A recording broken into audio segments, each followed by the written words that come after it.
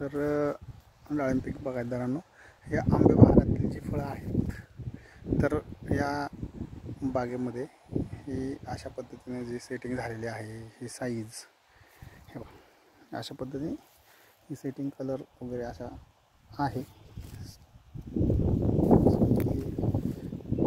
अशा पद्धतीने जर या ठिकाणी फळं वगैरे असतील तर निश्चितच ही अशी मिळणारी साईज आणि वेट हे 200 ग्रॅम, 250 ग्रॅम, 125, 150 ग्रॅम अशा पद्धतीनं ही फळांची सेटिंग या बागेमध्ये आहे।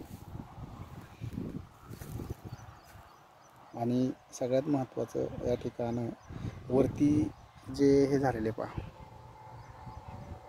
अशा पद्धतीची बाग आहे अशी सेटिंग।